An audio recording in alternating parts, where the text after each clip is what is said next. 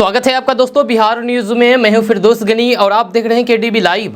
दोस्तों आज हो चुका है 20 जुलाई 2024। तो आज की पूरे बिहार की टॉप न्यूज लेकर आए हैं आपके लिए। वीडियो शुरू करने से पहले आपके लिए एक जरूरी सूचना है। सूचना यह है कि केडीबी लाइव का ऐप आ चुका है। आप केडीबी लाइव ऐप के माध्यम से पूरे बिहार की खबरों को देख सकते हैं। इस ऐप को इंस्टॉल करने के लिए प्ले स्टोर में जाइए, सर्च कीजिए केडीबी लाइव, आ जाएगा, उसको इंस्टॉल कीजिए और पूरे बिहार की खबरों को देखिए। चलिए चलते हैं आज की खबरों की ओर। दोस्तों बिहार में रहने वाले लोगों के लिए एक बड़ी खबर सामने आ रही है। ताज़ा रिपोर्ट्स के मुताबिक बिहार सरकार ने पंचायत के टेंडर में मुखिया का पावर खत्म कर दिया है। इसके लिए सरकार के द्वारा नए नियमावली की मंजूरी दे दी है। यह खबर के अनुसार कल 19 जुलाई को बिहार के मुख्यमंत्री नीतीश कुमार की अध्यक्षता में मंत्रिमंडल की बैठक हुई। इस बैठक में कई अहम फैसले लिए गए, जिसमें से पंचायत के टेंडर से जुड़े हुए फैसले भी शामिल है, जिसे मंजूरी मिल गई है। नए आदेश के अनुसार पंचायत में छोटे कार्यों के लिए भी ठेकेदारों का पैनल बनेगा, जहाँ बिड होगी और फिर बिड में चयनित व्यक्ति को कार्य दिया जाएगा। जब 15 लाख से कम के काम के लिए भी टेंडर अब निकाली जाएगी। इसके बाद ठेकेदार का चयन किया जाएगा। ये सब सरकार के स्तर से होगा, जिससे मुखिया की मनमानी अब खत्म हो जाएगी। यानी कि मुखिया का क्या काम है, बिहार के पंचायतों में काम करने का मुखिया का कोई काम नहीं है। दोस्तों बिहार में रहने वाले लोगों के लिए एक बड़ी खबर सामने आ रही है। ताज़ा रिपोर्ट्स के मुताबिक नीतीश सरकार ने कैबिनेट की बैठक बुलाई कल, जिसमें पर्यटन नीति की मंजूरी दी है। इसके तहत सरकार टूरिज्म सेक्टर में निवेश करने पर बम्पर सब्सिडी देगी। खबर के अनुसार नई नीति के तहत नीतीश सरकार टूरिज्म सेक्टर में निवेश करने वाले निवेशकों को 25 करोड़ तक का अनुदान देगी। वहीं पर न्यूनतम 15 लाख रुपए के निवेश पर भी सरकार द्वारा वित्तीय अनुदान का लाभ लिया जा सकता है। अगर आप टूरिज्म सेक्टर में 10 करोड़ रुपए तक निवेश करते हैं तो आपको 30% अनुदान मिलेगा। जी हाँ, जबकि 50 करोड़ तक या फिर उससे ज्यादा निवेश पर 25% का अनुदान दिया जाएगा। यह सरकार के द्वारा अधिकतम 25 करोड़ रुपए तक का अनुदान मिलेगा। दरअसल नई पर्यटन नीति से पर्यटन के क्षेत्र में आर्थिक गतिविधियां बढ़ेगी, जिसके साथ ही साथ रोजगार भी सृजित होंगे। जब आप सरकार की इस नई नीति का लाभ लेकर के टूरिज्म सेक्टर में कई बड़े काम कर सकते हैं। इसको लेकर के दिशा निर्देश जारी कर दिया गया है। दोस्तों केंद्रीय कपड़ा मंत्री गिरिराज सिंह इस विभाग को संभालने के बाद बिहार में तेजी से काम करने की बात कह रहे हैं। पटना में आयोजित टेक्सटाइल इन्वेस्टर मीट में उन्होंने कहा है कि बिहार के दिन बदलने वाले हैं। ये जूट की धरती है और अब ये जूट उद्योग के लिए जानी जाएगी। उन्होंने कहा कि पहले कुछ नहीं होता था, लेकिन डबल इंजन की सरकार बिहार में जब काम करती है तो फिर वे दिखता है। उन्होंने कहा है कि बदलते बिहार में डबल इंजन की सरकार के कारण माहौल बदला है। इस योजना के तहत 5 राज्यों को चुना गया है। इसकी पहली मीटिंग बिहार में हुई और फिर ये काफी सफल रही। निवेशकों ने बिहार को लेकर के अच्छे अनुभव बताया है और फिर भरोसा भी जताया है। जो उन्होंने बताया है कि इस तरीके की दूसरी मीट का आयोजन उड़ीसा में होगा। इसके बाद उत्तर प्रदेश, राजस्थान और मध्य प्रदेश में इस तरीके का आयोजन होगा, ताकि हर जगह कपड़ा मंत्रालय से जुड़ करके निवेश, उद्योग और फिर रोजगार की संभावना बना सके। उत्तर प्रदेश में कांवर रूट पर नेम प्लेट वाले आदेश पर चिराग पासवान ने विरोध किया है। जी हाँ, बीजेपी के सहयोगी है चिराग पासवान और बीजेपी के द्वारा उठाया गया कदम को चिराग पासवान गलत बता रहे हैं और इसका विरोध कर रहे हैं। जी हाँ, आपको बता दूं कि चिराग पासवान ने कांवर रूट पर नेम प्लेट लगाने को लेकर के विरोध जताया है और कहा है कि जाति या फिर धर्म के नाम पर भेद किए जाने का कभी भी समर्थन नहीं करेंगे। जब ये पूछे जाने पर कि क्या वे मुजफ्फरनगर पुलिस के आदेश से सहमत है, तो चिराग पासवान ने कहा है कि नहीं, मैं बिल्कुल भी सहमत नहीं हूँ। जहाँ उन्होंने ये भी कहा कि उनका मानना है कि समाज में अमीर और फिर गरीब दो श्रेणी के लोग मौजूद हैं तथा विभिन्न जातियों एवं धर्मों के व्यक्ति इन दोनों ही श्रेणियों में आते हैं। जहाँ उनसे पहले भाजपा की 2 अन्य सहयोगी पार्टियां जनता दल यूनाइटेड यानी कि जेडीयू और राष्ट्रीय लोक दल भी मुजफ्फरनगर पुलिस के आदेश का खुल करके विरोध जता चुकी है। आपको बता दूं कि चिराग पासवान ने कहा है कि हमें इन दोनों वर्गों के लोगों के बीच की खाई को पाटने की जरूरत है। गरीबों के लिए काम करना सरकार की जिम्मेदारी है, जिसमें समाज के सभी वर्ग जैसे दलित, पिछड़ा, ऊंची जातियां और फिर मुस्लिम भी शामिल है। समाज में सभी लोग हैं, जहाँ हमें उनके लिए काम करने की आवश्यकता है। उन्होंने कहा कि जब भी जाति या फिर धर्म के नाम पर इस तरह के विभेद होता है तो फिर मैं ना तो इसका समर्थन करता हूँ और ना ही इसे प्रोत्साहित करता हूँ। दोस्तों बिहार में अब फिल्म बनाई जाएगी। जी हाँ, अगर आप बिहार के रहने वाले हैं तो ये अच्छी खबर है कि बिहार में अब फिल्म बनेगी। इसको लेकर के बिहार सरकार ने बहुत बड़ा फरमान जारी कर दिया है, बहुत बड़ा बयान जारी कर दिया है और निर्देश भी दिया है। आपको बता दूं कि मुख्यमंत्री नीतीश कुमार की अध्यक्षता में शुक्रवार को हुई बिहार कैबिनेट की बैठक में फिल्म प्रोत्साहन नीति 2024 को मंजूरी दे दी है। इस नीति के तहत फिल्म निर्माताओं को अनुदान, शूटिंग खर्च में सब्सिडी, फिल्म कलाकारों के लिए सुरक्षा व्यवस्था और सभी शूटिंग अनुमति के लिए सिंगल विंडो सिस्टम का प्रावधान होगा। इस नीति के तहत बिहार में हिंदी और फिर क्षेत्रीय भाषा की फिल्मों की शूटिंग के लिए फिल्म निर्माताओं को विभिन्न प्रकार की वित्तीय सहायता और फिर अनुदान दिया जाएगा। अनुदान के रूप में 2 करोड़ रुपए से 4 करोड़ रुपए तक की राशि दी जाएगी, जो पूरे देश में सबसे अधिक है। ये सहायता सभी प्रकार की फिल्मों के लिए दी जाएगी। बिहार में बढ़ता अपराध इन दिनों बड़ा राजनीतिक मुद्दा बना हुआ है, जहां मुकेश सहनी के पिता के जान जाने के बाद विपक्ष और पक्ष आमने सामने आ गए हैं। अब अपराध को लेकर के महागठबंधन ने आज 20 जुलाई को प्रतिरोध मार्च निकालने का ऐलान कर दिया है। इसे लेकर के केंद्रीय गृह राज्य मंत्री नित्यानंद राय ने महागठबंधन और खासकर के आरजेडी पर निशाना साधा है। केंद्रीय गृह राज्य मंत्री नित्यानंद राय ने कहा है कि प्रतिरोध मार्च निकालने का उनका कोई भी हक नहीं है। उनका जो इतिहास है वह अपराधी के पृष्ठभूमि लोगों के संरक्षण देने और फिर पोषण करने का है। या तभी तो 15 सालों में अपराधियों को पकड़ा नहीं और फिर अपराधियों को सिर्फ इन्होंने संरक्षण दिया। नित्यानंद राय ने कहा कि आज नीतीश कुमार के नेतृत्व में जो एनडीए की सरकार है वह घटना घटती है तो फिर अपराधियों को पकड़ती भी है और कोर्ट तक ले भी जाती है, उसे सजा भी दिलवाता है। जी हाँ, कोई भी घटना घटती है तो वह दुर्भाग्यपूर्ण होती है, लेकिन उस घटना पर सरकार तत्परता के साथ कार्रवाई भी करती है। ये बड़ा विषय था। जी हाँ, नित्यानंद राय ने कहा कि 15 साल का जो लालू यादव की पार्टी आरजेडी का जंगल राज का शासन था, जब उस समय कितनी बड़ी घटनाएं होती थी और किस प्रकार के घिनौने अपराध किए जाते थे। जब उस समय की अगर बहुत सारी घटनाओं को आप अगर याद करेंगे तो आज भी मन कांप उठता है। निश्चित रूप से कोई भी घटना घटती है, लेकिन बिहार सरकार सुशासन की सरकार है, अपराधी पर कार्रवाई करती है। कांवड़ यात्रा के दौरान रास्ते में पड़ रहे दुकानदारों को नेम प्लेट लगाने को लेकर के अब सियासी बवाल छिड़ गया है। इसको लेकर के असदुद्दीन ओवैसी ने बड़ा बयान दे दिया है, बड़ा सवाल कर दिया है। इस मुद्दे पर एआईएमआईएम के चीफ असदुद्दीन ओवैसी ने बड़ा हमला बोला है। उन्होंने सरकार के फैसले को संविधान के खिलाफ बताते हुए कहा कि राज्य की योगी सरकार राज्य को धर्म के आधार पर बांट रही है। जहां बीजेपी को फायदा होता है तो वहीं पर आस्था को भूल जाती है। कांवड़ यात्रा आज से नहीं हो रही है, यह सालों से चल रही है। सरकार की ओर से जानबूझ करके मुस्लिमों को निशाना बनाया जा रहा है। ये तो पूरी तरीके से संविधान की धज्जियां उड़ाने जैसा है। एक न्यूज चैनल से बातचीत में असदुद्दीन ओवैसी ने कहा कि कोई आदमी अपना कारोबार कर रहा है, अमरनाथ में पूजा का सामान बेचने वाले और फिर घोड़े वाले मुसलमान होते हैं। ये बीजेपी की नफरत की राजनीति है। नाम रखने में गलती क्या है? अगर वह खाना गलत दे रहा है तो फिर उस पर एक्शन हो सकता है, लेकिन नाम रखने से दिक्कत क्यों है? क्या यही सबका साथ सबका विकास है? आखिर कहां गया बीजेपी का सबका साथ सबका विकास वाला नारा? आप केवल एक त्योहार के लिए इस तरीके के कदम उठा रहे हैं, जबकि देश में हर साल हजारों त्योहार होते हैं। उन्होंने कहा कि क्या कांवड़ यात्रा में 5 स्टार होटल नहीं आएंगे? KFC को जाकर के ये सरकार बोलेगी क्या? या सरकार सिर्फ टारगेट करके चल रही है? संविधान 1 मिनट के लिए भी सस्पेंड नहीं हो सकता है। यहाँ तो 15 दिन की बात बहुत दूर है। आप तो संविधान की लाइन का उल्लंघन कर रहे हैं। दोस्तों, बिहार में मानसून कमजोर पड़ गया है। जी आपको बता दूं कि बिहार में मानसून कमजोर पड़ गया है। अब बिहार में गर्मी, उमस भरी गर्मी लोगों को सताने लगी है। जब पिछले दिनों बिहार के करीब सभी हिस्सों में हुई झमाझम बारिश से लोगों को भीषण गर्मी से राहत तो मिली थी, लेकिन अब एक बार फिर से बिहार में मानसून कमजोर पड़ गया है। बारिश नहीं होने से उमस भरी गर्मी से लोगों को परेशानी हो रही है और सभी आसमान की तरफ टकटकी लगाए बैठे हैं। इसी बीच मौसम विभाग ने बारिश को लेकर के पूर्वानुमान जारी किया है और बताया है कि बिहार में एक बार फिर से कब मानसून जोर पकड़ेगा। मौसम विभाग के मुताबिक आगामी 23 जुलाई से मानसून के फिर से जोर पकड़ने की संभावना है और फिर से बारिश का दौर शुरू होने की उम्मीद है। हालांकि फिलहाल वायुमंडल में आर्द्रता 60 से 70% तक बढ़ गई है, जिससे लोगों को उमस भरी गर्मी का एहसास हो रहा है। आर्द्रता अधिक होने के कारण तापमान में भी बढ़ोतरी हो गई है। तेज धूप के कारण बिहार में अधिकतम तापमान 40 डिग्री तक पहुंच गया है।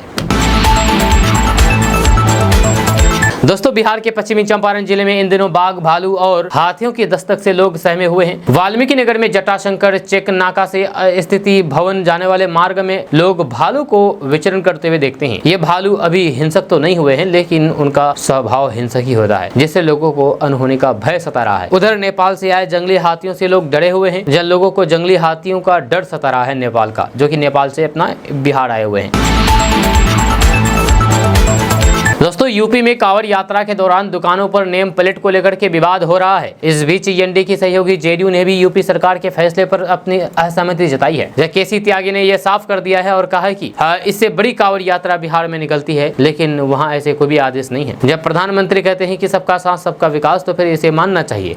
ये लगाए गए प्रतिबंध पीएम के इस स्लोगन के खिलाफ है। राज्य सरकार का ये नियम वापस लेने पर विचार करना चाहिए। दरअसल यूपी में मुख्यमंत्री योगी आदित्यनाथ ने कांवड़ यात्रा से पहले जरूरी दिशा निर्देश जारी कर दिए हैं। सरकार के मुताबिक सड़क किनारे ठेले समेत हर खाद्य पदार्थ की दुकान के मालिक को अपना नाम का बोर्ड लगाना जरूरी होगा। एक दिन पहले ही इस नियम की शुरुआत मुजफ्फरनगर से हुई थी, जब वहां पर स्थानीय प्रशासन ने कांवड़ यात्रियों के रास्ते में पड़ने वाले दुकानों पर उनके मालिक और फिर संचालन के नाम लिखने के निर्देश दिए थे। अब ये नियम पूरे प्रदेश में लागू हो गया है। जब मुख्यमंत्री योगी आदित्यनाथ ने अफसरों के साथ समीक्षा बैठक की और पूरे प्रदेश में कांवड़ यात्रियों के रास्ते में पड़ने वाली हर दुकान के मालिक और फिर उसके संचालक का नाम लिखने तक का निर्देश दे दिया है।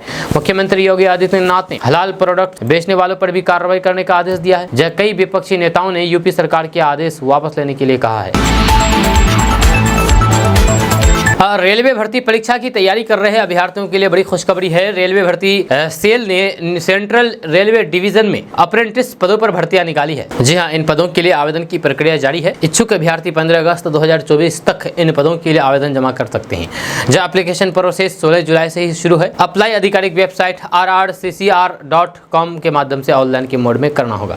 इस भर्ती प्रक्रिया के जरिए सेंट्रल रेलवे में कुल 2424 अप्रेंटिस के खाली पड़े पदों को भरा जाएगा। जहां आवेदन करने के लिए अभ्यर्थी का 50% नंबरों के साथ 10वीं पास होनी चाहिए। साथ ही साथ संबंधित ट्रेड में नेशनल वोकेशनल ट्रेनिंग काउंसिल या फिर स्टेट वोकेशनल ट्रेनिंग काउंसिल द्वारा जारी नेशनल ट्रेड सर्टिफिकेट भी होना चाहिए। वहीं पर कैंडिडेट की उम्र 15 वर्ष से 24 साल के बीच होनी चाहिए। अधिकतम उम्र की सीमा में एससी और फिर एसटी वर्ग के अभ्यर्थियों को 5 साल और फिर ओबीसी को 3 साल में छूट दी गई है। जहाँ आवेदन फीस 100 रुपये निर्धारित की गई है।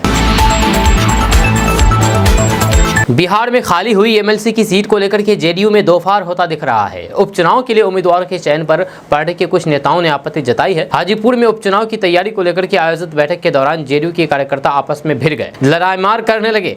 मंच से पार्टी के नेता हाथ जोड़ करके कार्यकर्ताओं को से शांत होने की गुहार लगाते रहे। हालांकि कार्यकर्ताओं का कहना था कि रुपौली में जो हाल पार्टी का हुआ वही हाल इस उपचुनाव में भी होगा। जहाँ नाराज कार्यकर्ताओं ने खुलेआम पार्टी में भीतरघात का आरोप लगाया है। दरअसल रुपौली उपचुनाव में हार के सदमे से अभी जदयू निकली भी नहीं है कि एमएलसी उपचुनाव को लेकर के पार्टी में बगावती दौड़ शुरू हो चुकी है। जहां देवेश चंद्र ठाकुर के संसद बनने के बाद खाली हुई तिरहुत स्नातक क्षेत्र की एक सीट पर उपचुनाव होना है। जहां इस सीट पर होने वाले उपचुनाव की तैयारी और घोषित प्रत्याशी के साथ पहली बैठक में जेडीयू नेताओं कार्यकर्ताओं ने भारी बवाल काट दिया और फिर प्रत्याशी बदलने की मांग को लेकर के हंगामा शुरू कर दिया। दोस्तों, असम के मुख्यमंत्री हेमंत बिस्वा शर्मा ने बड़ा दावा कर दिया है। उन्होंने कहा कि उनके राज्य में यानी कि असम में मुस्लिम आबादी हर 10 साल में लगभग 30% बढ़ रही है और 2041 तक वे बहुसंख्यक हो जाएंगे। जब मुख्यमंत्री हेमंत बिस्वा शर्मा ने यहां तक संवाददाता सम्मेलन को संबोधित करते हुए ये बात कही है। उन्होंने कहा कि सांख्यिकीय परिचयनित के अनुसार असम में मुस्लिम आबादी 40% है। उन्होंने कहा कि 2041 तक असम मुस्लिम बहुल राज्य बन जाएगा। ये एक वास्तविकता है और इसे कोई भी नहीं रोक सकता। मुख्यमंत्री हेमंत बिस्वा शर्मा ने कहा है कि हिंदू समुदाय की आबादी हर 10 साल में करीब 16% बढ़ रही है। हेमंत बिस्वा शर्मा ने कहा है कि उनकी सरकार ने मुस्लिम समुदाय की जनसंख्या वृद्धि को कम करने के लिए कदम उठाए हैं। उन्होंने कटाक्ष करते हुए कहा है कि मुसलमानों की जनसंख्या वृद्धि को रोकने में कांग्रेस की सबसे महत्वपूर्ण भूमिका हो सकती है। अगर राहुल गांधी जनसंख्या नियंत्रण के ब्रांड एम्बेसडर बन जाते हैं तो फिर इस पर काबू पाया जा सकता है, क्योंकि समुदाय केवल उन्हीं की बात सुनता है।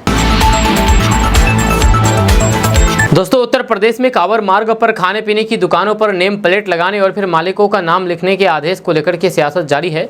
योगी सरकार की ये आदेश भाजपा के सहयोगियों को भी रास नहीं आ रहा है। नीतीश कुमार की जेडीयू पहले ही सवाल खड़ी कर चुकी है। अब जयंत चौधरी की रालोद ने भी सवाल खड़ा किया है। योगी सरकार के आदेश को रालोद ने यानी कि आरएलडी के राष्ट्रीय महासचिव त्रिलोक त्यागी ने कहा कि गांधी जी, चौधरी चरण सिंह और अन्य महानुभावों ने धर्म और फिर जाति को पीछे रखने की बात कही है। अब नेता राजनीति में धर्म और फिर जाति को आगे बढ़ा रहे हैं। एएनआई के मुताबिक त्रिलोक त्यागी ने कहा है कि मुझे लगता है कि कार्रवाई सही नहीं है। आप सड़क पर ठेलों पर किसी से अपना नाम क्यों लिखवाते हैं? उन्हें काम करने का अधिकार है। उन्हें साफ तौर पर कहा कि ये परंपरा बिल्कुल भी गलत है। ये ग्राहक पर निर्भर है, वे जहाँ चाहे वहाँ से खरीदारी कर सके। जब मैं राजनेताओं से पूछना चाहता हूँ, क्या शराब पीने से आप धार्मिक रूप से भ्रष्ट नहीं हो जाते? क्या ऐसा तभी होता है जब आप मांस खाते हैं? तो फिर शराब पर रोक क्यों नहीं लगाई है? ये शराब के बारे में क्यों नहीं बोलते हैं? क्योंकि व्यापार करने वालों की सांठ घाट है। ये ताकतवर लोगों का खेल है। ये छोटी छोटी दुकानों गरीबों द्वारा लगाई जाती है, तो फिर इस पर आप उंगली उठाते हैं। जब मैं मांग करूंगा कि शराब पर भी प्रतिबंध लगाया जाए। दोस्तों, पूर्व केंद्रीय मंत्री और बीजेपी नेता मुख्तार अब्बास नकवी ने कांवड़ यात्रा को लेकर के पुलिस आदेश पर हो रही राजनीति पर बयान दिया है। मुख्तार अब्बास नकवी ने कहा है कि प्रशासनिक भ्रम को दूर कर दिया गया है और किसी भी तरीके का सांप्रदायिक भ्रम पैदा करने की जरूरत नहीं है। ये किसी मुल्क, मजहब, मानवता के लिए अच्छी नहीं है। आस्था का सम्मान और फिर आस्था की सुरक्षा पर सांप्रदायिक सियासत नहीं होनी चाहिए। जब मीडिया से बातचीत में मुख्तार अब्बास नकवी ने कहा कि एक समित प्रशासनिक दिशा निर्देश के कारण इस तरीके का असमंजस्य हुआ था। जब मुझे खुशी है कि राज्य सरकार ने जो भी सांप्रदायिक भ्रम पैदा हुआ था उसे दूर किया है। जहां तक नाम का सवाल है तो योगी सरकार ने किसी भी धर्म के लोगों को ये निर्देश नहीं दिया है। ये आदेश सभी दुकानदारों के लिए है। जय कांवड़ यात्रा के समय श्रद्धालु खाने पीने की कई चीजों के परहेज करते हैं, जय इसलिए उनकी श्रद्धा का सम्मान होना चाहिए। दोस्तों, शिक्षा विभाग अब लापरवाह शिक्षकों पर कार्रवाई करने लगा है। जब सरकारी स्कूल के क्लासरूम में सोने वाली 3 महिला शिक्षिका के खिलाफ कार्रवाई हुई है। जब शिक्षा विभाग ने इसके खिलाफ बड़ा एक्शन ले लिया है। शिक्षा विभाग ने तीनों के क्लासरूम में सोते हुए वीडियो को नियमावली का उल्लंघन माना है। तीनों शिक्षकों का प्रोविजनल पीरियड 3 साल कर दिया है। जब मतलब है कि इनकी नौकरी 3 साल बाद पक्की होगी। यहाँ इस दौरान इनका ट्रांसफर भी नहीं हो सकेगा। छोटी सी गलती पर इनकी नौकरी भी जा सकती है। आपको बता दो कि बीते दिनों बनमा इटहरी अंचल के सरबेला मुसरी उच्च माध्यमिक विद्यालय के क्लासरूम में 3 शिक्षिका के सोने का वीडियो वायरल हुआ था। इसके बाद सहरसा जिला के शिक्षा पदाधिकारी अनिल कुमार ने महिला शिक्षिका पुष्मा कुमारी, मोना कुमारी और दुर्गावती कुशवाहा के खिलाफ शो कॉज नोटिस जारी किया था। महिला शिक्षकों की तरफ से संतोषजनक जवाब नहीं मिलने पर वीडियो ने उनके खिलाफ अब कार्रवाई की है।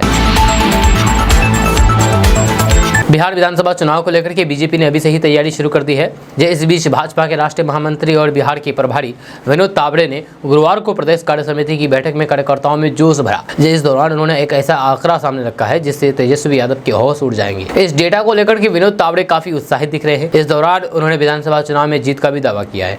उन्होंने लोकसभा चुनाव में बेहतर परिणाम के लिए बूथ स्तर तक कार्यकर्ताओं का अभिनंदन किया है। जब लोकसभा चुनाव के डेटा को लेकर के उन्होंने लोकसभा चुनाव में जीत का बड़ा दावा करते हुए कहा कि इस बार लोकसभा चुनाव में एनडीए ने राज्य की 243 सीटों में से 174 विधानसभा सीटों पर बढ़त बनाई है। वहीं पर राजद को सिर्फ 34 सीटों पर ही बढ़त मिली है। यह विधानसभा चुनाव को लेकर के एक संकेत है। उन्होंने आगे कहा है कि विधानसभा चुनाव में एनडीए एक बार फिर से जीत हासिल करेगी। इस बार चुनाव में 2010 का भी रिकॉर्ड टूटेगा और एक मजबूत सरकार बनेगी। कांग्रेस पर निशाना साधते हुए उन्होंने कहा कि लोकसभा चुनाव में कांग्रेस को करारी हार का सामना करना पड़ रहा है। 13 राज्यों में उनका खाता नहीं खुला है। जनता ने उन्हें नकार दिया है। राहुल गांधी पर निशाना साधते हुए उन्होंने कहा कि वे सदन में ऐसा दिखाने की कोशिश कर रहे हैं जैसे कांग्रेस ने जीत हासिल की है। बीजेपी ने इस बार जितनी सीट जीती है उतनी कांग्रेस पिछले 3 लोकसभा सीटों में भी नहीं जीत पाई है। विनोद तावड़े के डाटा की माने तो तेजस्वी यादव के लिए आने वाला सफर कठिन होने वाला है। दोस्तों, बिहार के पश्चिमी चंपारण जिले के मेनाटांग प्रखंड में इन दिनों एक बाघ दहशत का विषय बना हुआ है। मेनाटांग प्रखंड के पुरेनिया और लिपनी गांव के बाद अब बाघ करताही नदी होते हुए चनपटिया प्रखंड की ओर चला गया। जब उसके पंजे के निशान को देख करके अब बाघ को ट्रेस करने का प्रयास किया जा रहा है। बाघ को देख करके लोग दहशत में हैं। चिंता की बात यह है कि बाघ अब भी जंगल की ओर नहीं गया है बल्कि वे रिहायशी इलाकों की तरफ ही घूम रहा है। मंगूराहा वन रेंजर सुनील पाठक ने बताया है कि बाघ के पग मार्ग को ट्रेस करते हुए ये क्लियर हुआ है कि बाघ करताहा नदी के किनारे किनारे होते हुए चनपटिया ब्लॉक की तरफ गया है। उन्होंने बताया है कि वन विभाग के लिए बाघ को ट्रेस करना एक मुश्किल काम हो गया है। नदी के तट पर पेड़ पौधे झाड़ी होने के कारण वन कर्मियों को परेशानी हो रही है। बाघ जंगल की ओर रुख नहीं करके बल्कि वापस रिहायशी इलाके की तरफ नदी होते हुए जा रहा है। दोस्तों, बिहार कैबिनेट की बैठक में कुल 27 एजेंडों पर कल मोहर लगी है। जहां आपको बता दें कि शुक्रवार को सीएम नीतीश कुमार ने कैबिनेट के मंत्रियों और फिर पदाधिकारियों के साथ बैठक की। इसमें कई अहम फैसले लिए। इसमें मान्यता प्राप्त राजनीतिक दलों को कार्यालय के लिए आवंटित आवासीय भवन के नवीनीकरण की बाध्यता समाप्त करने के लिए संशोधित नीति की स्वीकृति दी गई है। जहाँ बिहार फिल्म प्रोत्साहन नीति 2024 की स्वीकृति दी गई है, जो कि आपको पहले भी बताया गया है। वहीं पर कैबिनेट बैठक में विक्रमशिला विश्वविद्यालय ऐतिहासिक स्थल के समीप केंद्रीय विश्वविद्यालय की स्थापना के लिए भूमि अधिग्रहण किया जाएगा। बिहार लोक सेवा आयोग ने यानी कि बीपीएससी ने तीसरे चरण की शिक्षक नियुक्ति परीक्षा में बड़ा बदलाव कर दिया है। प्रश्न पत्रों से लेकर के रिजल्ट की प्रक्रिया में भी इस बार बदलाव दिखेगा। प्रश्न पत्रों के कई सेट तैयार किए गए हैं और ये अलग अलग रंगों के होंगे। प्रश्न पत्रों की कलर कोडिंग की गई है। मंगलवार को कार्यालय कक्ष में आयोजित संवाददाता सम्मेलन में आयोग के अध्यक्ष रवि मनुभाई परमार ने इसकी जानकारी दी है। परमार ने बताया है कि प्रश्नों का सेट अलग अलग होने से इस बार रिजल्ट नॉर्मलाइजेशन के आधार पर आएगा। अच्छा, पहले सभी रिजल्ट का परसेंटाइल निकाला जाएगा, इसके बाद रिजल्ट नॉर्मलाइजेशन के आधार पर जारी किया जाएगा। बताया गया है कि इस बार प्रश्न पत्र की कोडिंग नंबर से नहीं होगी, बल्कि प्रश्न पत्रों के सेट पर कलर मार्क होगा। किस कलर सेट का किस जिले में उपयोग किया जाना है, इसकी सूचना जिलाधिकारियों को परीक्षा से 3 घंटे पहले दिया जाएगा। कलर सेट का चयन वैज्ञानिक तरीके से होगा। जब प्रश्न पत्र पहुंचाने वाली गाड़ी में GPS ट्रैकर लगे रहेंगे, इसमें ड्राइवर के साथ अधिकारी और फिर कर्मचारी भी रहेंगे। प्रश्न पत्रों को अभ्यर्थियों के सामने ही खोला जाएगा। दोस्तों, केंद्रीय मंत्री गिरिराज सिंह ने बिहार के मुख्यमंत्री नीतीश कुमार से पटना में मुलाकात की और इस मुलाकात को लेकर के गिरिराज सिंह ने एक्स पर पोस्ट में बताया है कि नीतीश कुमार जी के साथ बेगूसराय विकास एवं कपड़ा मंत्रालय के माध्यम से बिहार में विकास के मुद्दों पर विस्तृत से चर्चा हुई है। आपको बता दो कि कभी नीतीश कुमार के सबसे बड़े आलोचक रहे गिरिराज सिंह ने बताया है कि बिहार सरकार ने मुजफ्फरपुर में एक बड़ा हब बनाया है, जहां पर हजारों लोग काम कर रहे हैं। वहां पर बैग का एक बड़ा उद्योग स्थापित कर दिया गया है। यहाँ की योजनाएं निवेशकों को समर्थन देगी। इसके साथ ही भाजपा नेता गिरिराज सिंह ने कहा है कि मैं सभी निर्यातकों से अपील करूंगा कि वे हरित ऊर्जा का उपयोग करें। जब पीएम मोदी का लक्ष्य 2030 तक हमारे देश को कार्बन न्यूट्रल बनाने का है, जब हमारा उद्योग भी इस लक्ष्य में योगदान देगा। नीतीश कुमार से अपनी मुलाकात पर उन्होंने कहा कि मैं बेगूसराय में एयरपोर्ट की मांग लेकर के वहां गया था, फिर उन्होंने कानून व्यवस्था का मसला भी अपने संज्ञान में लिया है। उन्होंने RJD पर तंज कसते हुए कहा कि जिन लोगों ने बिहार में जंगल राज स्थापित किया है, वही लोग अब इसकी शिकायत कर रहे हैं। केंद्रीय मंत्री और LJP के राष्ट्रीय अध्यक्ष चिराग पासवान ने लोकसभा में नेता प्रतिपक्ष राहुल गांधी को लेकर के बड़ा बयान दिया है। न्यूज एजेंसी PTI से बातचीत में उन्होंने कहा कि हाल ही में मैंने देखा है कि राहुल अपनी जिम्मेदारी को थोड़ी और गंभीरता से ले रहे हैं, मगर पहले हमें हमेशा ये लगता था कि वे राजनीति में बहुत दिलचस्पी ना रखते हो। चिराग पासवान ने आगे कहा कि मुझे ऐसा लगता है कि मेरे पिता ने UPA इसलिए छोड़ी क्योंकि वे राहुल गांधी से नहीं मिल पाते थे। जब मैं और मेरे पिता सोनिया गांधी से अक्सर मिलते थे और वे हर बार हमें राहुल से मिलने के लिए कहती थी। जब मेरे पिता तो उनसे मिलने के लिए 3-4 महीने तक कोशिश करते रहे, मगर एक भी मीटिंग नहीं हो पाई। जब चिराग पासवान ने कहा कि उनके पिता UPA का हिस्सा बने रहने को लेकर के इच्छुक थे, जब वे इस बारे में राहुल गांधी से मिलकर के चर्चा करना चाहते थे, उन्होंने कहा कि वह मेरे लिए अच्छा ही हुआ। अगर राहुल गांधी से मुलाकात हो जाती तो फिर अपने पिता को BJP के नेतृत्व वाले NDA में शामिल होने के लिए मनाना मुश्किल होता। चिराग पासवान ने कहा कि अब मुझे लगता है कि राहुल गांधी थोड़े और जिम्मेदार हो रहे हैं, मगर मैं अभी भी उनकी तरह की राजनीति की सराहना नहीं करता। दोस्तों, देश के किसी भी राज्य या फिर देश से बाहर विदेशों में भी जब बिहार का नाम लिया जाता है तो फिर यहाँ के स्वादिष्ट व्यंजन को भी लोग जरूर याद करते हैं। जब यहाँ के फेमस फूड की बात किया जाए तो लिट्टी चोखा को प्रथम स्थान दिया जाता है, क्योंकि ये बिहार की एक पारंपरिक डिश है जिसे लोग ब्रेकफास्ट में ही नहीं बल्कि लंच में भी बड़े चाव से खाते हैं। अब बिहार की पहचान लिट्टी चोखा को GI टैग मिलने वाला है। आज की इस न्यूज़ में बिहार के फेमस व्यंजन लिट्टी चोखा के बारे में आखिर हम बात क्यों कर रहे हैं, ये आप शायद सोच रहे होंगे। तो आपको बता दूं कि अब बिहार की पहचान लिट्टी चोखा को GI टैग मिलने वाला है। इसके लिए भागलपुर के बिहार कृषि विश्वविद्यालय सबोर ने पहल की है। जल्दी बिहार के प्रसिद्ध लिट्टी चोखा को GI टैग मिल जाएगा, जो कि बिहार के लिए गौरव की बात होगी। इसको लेकर के बिहार कृषि विश्वविद्यालय सबोर पिछले दिनों BAU के निदेशक अनुसंधान के सभागार में कुलपति प्रोफेसर डॉक्टर R सिंह की अध्यक्षता में उत्पादकों को GI टैग दिलाने के लिए चल रही प्रक्रिया की समीक्षा की थी। इस दौरान दी गई प्रस्तुतियों के बाद कहा गया है कि 5 उत्पादकों को GI टैग दिलाने की प्रक्रिया अंतिम चरण में है। इसमें सर्वप्रथम बिहार की पहचान प्रसिद्ध लिट्टी चोखा का नाम है। इसके साथ ही पानी फल, जिसे हम सिंघारा के नाम से भी जानते हैं, जहाँ सोनाचूर चावल, गुलशन टमाटर, दीघा मालदा शामिल है। इस दौरान BAU के कुलपति प्रोफेसर दुनियाराम सिंह ने कहा कि बिहार को GI टैग पंजीकरण को चौथे स्थान पर ले जाना है, जिसके लिए हम लोग कड़ा प्रयास कर रहे हैं। आपको बता दूं कि पहले ही भागलपुरी कतरनी चूड़ा और जर्दालू आम को भी GI टैग मिल चुका है और उसे विदेशों तक भेजा जाता है। दोस्तों, टेक्सटाइल क्षेत्र में बिहार के विकास और फिर बिहार में उद्योग स्थापित करने के लिए इन्वेस्टर मीट का आयोजन किया गया है, जिसमें केंद्रीय टेक्सटाइल कपड़ा मंत्री गिरिराज सिंह और बिहार सरकार के उद्योग मंत्री नीतीश मिश्रा सहित उप मुख्यमंत्री विजय कुमार सिन्हा शामिल हुए। इन्वेस्टर मीट में संवाददाता सम्मेलन के दौरान केंद्रीय टेक्सटाइल मंत्री गिरिराज सिंह ने कहा कि बिहार सरकार के लिए इन्वेस्टर मीट रखा गया है। 90% ऐसे इन्वेस्टर हैं जो पहली बार बिहार आए हैं। यहाँ उड़ीसा, बिहार, झारखंड, उत्तर प्रदेश और फिर मध्य प्रदेश में उद्योग को बढ़ावा दिया जाएगा।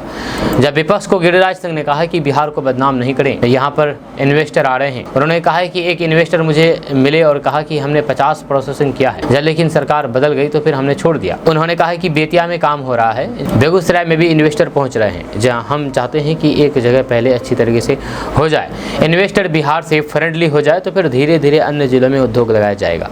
भागलपुर गया में हैंडलूम और फिर हैंडक्राफ्ट का सेंटर लगेगा। आने वाले दिनों में 400 करोड़ का ड्रेस बिहार में ही बनेगा। दोस्तों, बिहार में बढ़ते अपराध और वीआईपी पार्टी के सुप्रीमो मुकेश सहनी के पिता की जान लेने के बाद बिहार में सियासत तेज हो गई है। आज इंडिया गठबंधन पूरे बिहार में बढ़ते अपराध को लेकर के आक्रोश मार्च निकालेगा। आरजेडी के प्रदेश अध्यक्ष जगदानंद सिंह का कहना है कि उनकी पार्टी ने विरासत में नीतीश कुमार को 2005 में एक शांत और अपराध मुक्त बिहार दिया था, लेकिन आज बिहार में अपराधी बेलगाम हो चुके हैं। अपराध चरम पर है, बिहार में कोई भी सुरक्षित नहीं है। इतना ही नहीं, जगदानंद सिंह ने तो नीतीश सरकार पर महिला रिमांड होम और फिर सरकारी आश्रय घरों में रहने वाली बेटियों को काम करने में भी गंभीर आरोप लगा रहे हैं। जगदानंद सिंह ने कहा है कि लालू यादव को विरासत में नरसंहार और अपराध से ग्रसित बिहार मिला था, जिसे ठीक करने में 10 साल का वक्त लगा। जैसे ही लालू यादव के सामाजिक न्याय की वजह से बिहार को अपराध और फिर नरसंहार मुक्ति मिली, तो फिर नीतीश कुमार 2005 में सत्ता में आ गए। जब उनकी वजह से अपराध और फिर नरसंहार पर लगाम नहीं लगा, बल्कि लालू यादव के सामाजिक न्याय का ये कमाल था। दोस्तों, कोसी तटबंध के बीच बसे लोग कब गरीब बनकर के झोपड़ी में आ जाए, ये कहना मुश्किल नहीं है, क्योंकि कोसी नदी का हमेशा से लोगों के घरों का काटना नियति रही है। इस साल भी मुंगरार, बलुआ, डुमरिया गांव में 200 से अधिक घर कट गए हैं। एक मंदिर भी कोसी नदी में समा गई है। जब सरकारी नाव नहीं रहने से विस्थापन में लोगों को परेशानी हो रही है। यहाँ पर कोसी नदी विकराल रूप धारण किए हुए हैं, जहाँ पर लगभग 200 से अधिक घर कटाव की चपेट में आ गए हैं। लोगों ने कहा है कि यहाँ महीने भर से कटाव जारी है, लेकिन प्रशासन की तरफ से ना राहत मिल रही है और न ही पॉलिथीन की व्यवस्था की गई है। इस क्षेत्र के लोग अपने घरों को उजाड़ करके ऊंचे स्थान पर नाव के माध्यम से जाने को बेबस हैं। जब बाढ़ पीड़ितों ने बताया है कि उनके घर नदी के कटाव में की चपेट में आ गए हैं और प्रशासन ने अभी तक नाव की व्यवस्था नहीं की है। लोग प्राइवेट नाव के माध्यम से 1500 से 3000 रुपए देकर के सामान बांध करके लाते हैं। यह सालों से यहाँ के लोग बाहर प्रदेश जाकर के मेहनत करते हैं, या किसी तरह अपने परिवार का भरण पोषण करते हैं और अपना आशियाना बनाते हैं, लेकिन उन्हें क्या पता कि यह आशियाना पल भर में नदी में लील लेगी। इन लोगों के साथ एक बार की कहानी नहीं, बल्कि हर बार की यही होता है, जहाँ हर साल कोसी नदी का तांडव झेलना पड़ता है। खबर किशनगंज से सामने आई है। किशनगंज ग्रामीण कार्य विभाग 1 के कार्यपालक अभियंता को व्हाट्सएप में जान से मार देने की धमकी मिली है। जब ग्रामीण कार्य विभाग प्रमंडल 1 के कार्यपालक अभियंता गौरव कुमार को 25 लाख रुपए नहीं देने पर जान से मार देने की धमकी भरी मैसेज उनके सरकारी नंबर के व्हाट्सएप पर एक अज्ञात नंबर की दोपहर 12:43 पर आया। आपको बता दो कि कार्यपालक अभियंता पूर्णिया में विभाग की एक बैठक में शामिल होने गए थे। अचानक सरकारी मोबाइल पर मैसेज देख करके घबरा गए और तुरंत इसकी सूचना डीएम तुषार सिंगला को दे दी। डीएम के निर्देश पर कार्यपालक अभियंता ने सदर थाने में लिखित आवेदन दिया। कार्यपालक अभियंता के सरकारी नंबर के व्हाट्सएप पर 7070222713 नंबर से धमकी बड़ी मैसेज लिखा था और लिखा था कि इंजीनियर तुम अपनी काली कमाई से 25 लाख रुपए दे दो, नहीं तो फिर तुमको जान से मार देंगे। इस धमकी भरे मैसेज को देखते ही कार्यपालक अभियंता गौरव कुमार काफी घबरा गए और पूर्णिया से किसी तरह से किशनगंज अपने कार्यालय पहुंचे। दोस्तों, सुपौल सदर अस्पताल के कैदी वार्ड से गुरुवार की देर शाम विचाराधीन बंदी भवेश कुमार फरार हो गया। जब तबीयत बिगड़ने पर उसे बुधवार को मंडल कारा से सदर अस्पताल लाया गया था। इलाज के बाद उसे कैदी वार्ड में रखा गया था। रात 8:30 बजे होमगार्ड के जवान उसे खाना देने गए, जब उसने जवान से पानी मांगा, जिसके बाद वार्ड का ताला लॉक किए बिना ही जवान पानी लाने चले गए। इधर ताला खुला तो फिर देख करके कैदी फरार हो गए। जब मामले की जानकारी होमगार्ड जवान ने सदर थाने की पुलिस को दी। जब ड्यूटी पर तैनात होमगार्ड के जवान रमेश यादव ने बताया है कि कैदी वार्ड के बगल में ही कमरा है, जो अपने कमरे में पानी लाने के लिए गया था। जब इस दौरान वह भूलवश ताला लॉक करना भूल गया। इसी का फायदा उठा करके वह भाग गया। जी हाँ, भागने के दौरान खाना पहुँचाने वाली दीदी कैदी के वार्ड में के बाहर खड़ी थी। इसके बाद भागने के साथ ही मैं भी उसके पीछे भागा, लेकिन कुछ पता नहीं चल सका। दोस्तों, बिहार के पूर्णिया के राजद नेता और फिर समाज सेवी गौतम यादव कल अपने सैकड़ों समर्थकों के साथ भाजपा प्रदेश कार्यालय में ओबीसी मोर्चा द्वारा आयोजित एक मिलन समारोह में भाजपा की सदस्यता ग्रहण की है, जहां उन्हें भाजपा ओबीसी मोर्चा के प्रदेश अध्यक्ष बलराम मंडल ने भाजपा की सदस्यता दिलाई है। जब पार्टी में स्वागत किया, जहां इस मौके पर उपस्थित भाजपा के महामंत्री शिवेश राम जगन्नाथ ठाकुर और फिर ओबीसी मोर्चा के प्रभारी अचल सिन्हा भी गौतम यादव का पार्टी में स्वागत किया। दोस्तों, पंचायतों में 15 लाख से कम की लागत की योजनाओं के लिए भी टेंडर कराने का फैसला नीतीश कैबिनेट ने लिया है, जहां सरकार का मानना है कि इस फैसले से पंचायतों में अब मुखिया और वार्ड सदस्यों की मनमानी पर लगाम लग जाएगी।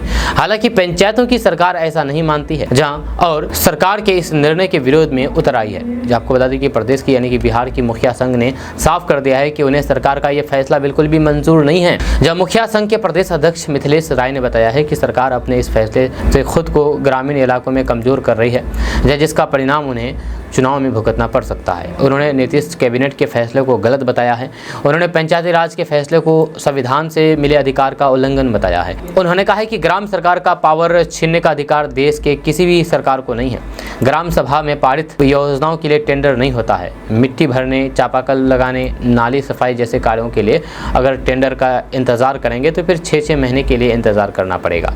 आज देश में कहीं भी ग्राम सरकार में निविदा प्रक्रिया नहीं होती है, तो फिर नीतीश सरकार को क्या की जरूरत पड़ी, ये समझ से परे हैं।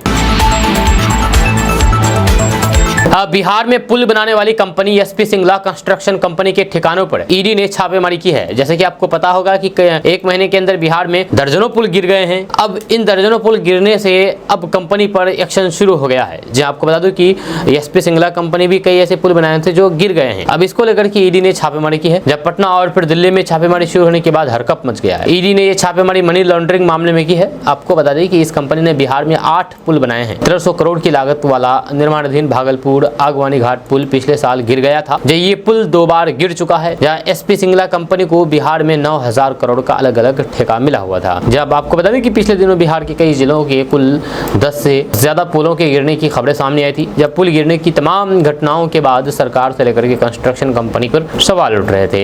यहाँ इस साल बिहार में पुल गिरने का सिलसिला 18 जून से शुरू हुआ था। जब सबसे पहले अररिया जिले के सिकटी प्रखंड में एक पुल गिरा था, तो फिर इसके बाद पुल गिरने का सिलसिला शुरू हुआ और एक के बाद एक करीब दर्जनों पुल गिर गए। जब वहीं पर 18 दिनों के अंदर कुल 12 पुल गिरने की खबरें सामने आई थी। अगर छोटे मोटे पुलों की मिलाकर देखें तो फिर 3 जुलाई को तो एक दिन में ही 5 पुल गिर गए। दोस्तों, जेडीयू नेता नीरज कुमार ने लालू प्रसाद यादव से तेजस्वी यादव की गुमशुदगी की रिपोर्ट दर्ज कराने की अपील की है। उन्होंने कहा है कि लालू प्रसाद यादव लापता हो गए हैं। उन्होंने कहा है कि लालू जी, तेजस्वी यादव लापता हो गए हैं। लालू जी अपने बेटे तेजस्वी की गुमशुदगी की रिपोर्ट थाने में दर्ज कराना चाहे तो फिर बिहार सरकार उनकी खोज खबर लेने में मदद कर सकती है। उन्होंने कहा है कि तेजस्वी यादव लापता हो गए हैं। अगर लालू यादव जी अपने बेटे की खोजबीन करना चाहते हैं तो फिर उसका गुमशुदगी का रिपोर्ट दर्ज कराएं और बिहार सरकार फिर उसकी मदद करेगी बिहार खोजने में तेजस्वी यादव को, क्योंकि तेजस्वी यादव गुम हो गए हैं। उसको खोजने के लिए मदद कर सकती है बिहार सरकार। ये कहना है नीरज कुमार का, जो कि जेडीयू नेता है। वहीं पर सोशल मीडिया पर नेता प्रतिपक्ष तेजस्वी यादव द्वारा लगातार क्राइम बुलेटिन जारी करके बिहार सरकार पर हमला करने के सवाल पर नीरज कुमार गुस्से में दिखे। उन्होंने तेजस्वी को बबुआ और कलिया तक कह दिया। उन्होंने कहा कि वे गुमशुदा हो गए हैं, टाइम पास करने के लिए ट्वीट पर इस तरीके के सवाल उठा रहे हैं। विपक्ष द्वारा जंगल राज कहने पर नीरज कुमार ने कहा कि तेजस्वी यादव अगर कोई भी सवाल खड़ा कर रहा है तो उन्हें ये अधिकार प्राप्त है। पॉलिटिकल इन्वेस्टिगेशन कर रहा है, हम तो पुलिस इन्वेस्टिगेशन पर भरोसा करते हैं। हम माननीय तेजस्वी यादव से भी अनुरोध करते हैं कि आपका भी कार्यकर्ता है, अगर आपके पास भी कोई भी जानकारी है तो फिर पुलिस पदाधिकारी को इसकी जानकारी दें, उपलब्ध कराएं। दोस्तों, बिहार के शहरी इलाकों में अब ऑटो और ई रिक्शा चालकों की मनमानी नहीं चलेगी। जी हाँ, जैसे कि आप लोग देखे होंगे कि ई रिक्शा और ऑटो चालकों की शहर में काफी ज्यादा मनमानी चलती है। जी हाँ, सड़कों की क्षमता के अनुसार ऑटो और फिर ई रिक्शा का रजिस्ट्रेशन अब कराना होगा और रूट तय किया जाएगा। ऑटो और ई रिक्शा के सभी रूटों को अलग अलग जोनों में बांट दिया जाएगा। प्रत्येक जोन के लिए अलग अलग कलर कोड निर्धारित किया जाएगा ताकि हर रूट पर चलने वाले ऑटो की पहचान आसानी से हो सके। शहरी क्षेत्र में चलने वाली रिजर्व ऑटो ई रिक्शा का भी अलग कलर कोड होगा। इसके लिए कलर कोड का स्टिकर या फिर पेंट वाहन पर अंकित किया जाएगा। यह परिवहन विभाग के मुताबिक पटना समेत राज्य के यानी कि बिहार के सभी प्रमंडलीय और फिर जिला मुख्यालयों में जल्द ही ये नई व्यवस्था शुरू लागू होने जा रही है। ऑटो और ई रिक्शा के परिचालन को विनियमित करने के लिए परिवहन विभाग द्वारा प्रारूप तैयार किया गया है।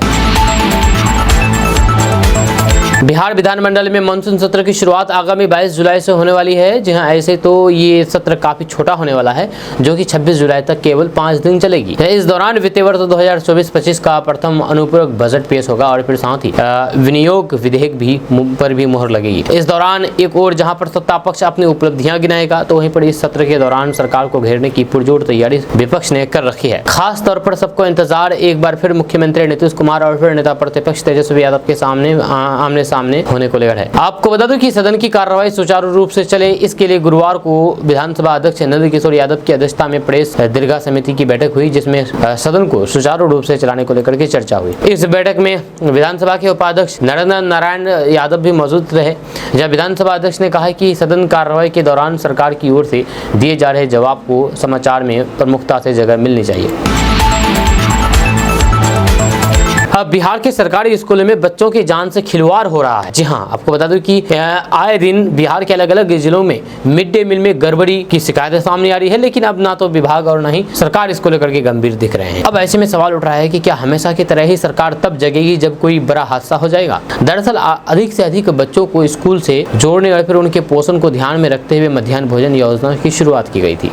इस योजना को फायदा भी मिला और फिर स्कूलों में बच्चों की संख्या भी बढ़ गई, लेकिन इस योजना में लूट खसोट की खबरें मीडिया और फिर अखबारों की सुर्खियां बनती रही। जहाँ कभी मिड डे मील के चावल की चोरी तो कभी दूषित भोजन बच्चों को परोसा जाने लगा। लगातार मिल रही गड़बड़ी के बाद सरकार ने किसी न किसी बच्चों के लिए मिड डे मील का जिम्मा एनजीओ को भी सौंपा, लेकिन कोई भी फायदा नहीं मिला। यह बिहार के अलग अलग हिस्सों से बच्चों को दूषित खाना परोसने का सिलसिला जारी रहा। कभी चावल में कीड़े तो कभी खिचड़ी में सांप मिलते रहे और बच्चे मिड डे मील खा करके बीमार होते रहे, लेकिन सरकार और फिर विभाग को इसकी कोई भी फर्क नहीं पड़ता है। बार बार ऐसे मामले सामने आ रहे हैं, लेकिन सरकार के स्तर पर कोई भी सख्त एक्शन नहीं लिया जा रहा है। दोस्तों, बिहार में बिगड़ती कानून व्यवस्था को लेकर के अब मुख्यमंत्री नीतीश कुमार समीक्षा बैठक करेंगे। बिहार में कानून व्यवस्था की स्थिति से नाराज मुख्यमंत्री नीतीश कुमार आज समीक्षा बैठक करने वाले हैं। गुरुवार को मीडिया से बातचीत में सम्राट चौधरी ने ये समीक्षा बैठक को लेकर के जानकारी दी है। जब सूत्रों ने कहा है कि मुख्यमंत्री नीतीश कुमार आज समीक्षा बैठक करेंगे। इसमें राज्य के कैबिनेट मंत्री, मुख्य सचिव और फिर राज्य पुलिस महानिदेशक यानी कि डीजीपी समेत सभी शीर्ष अधिकारी शामिल होंगे। इसके अलावा सीएम की समीक्षा बैठक के दौरान मजिस्ट्रेट और फिर जिला पुलिस अधीक्षक वीडियो कॉन्फ्रेंसिंग के जरिए मौजूद रहेंगे।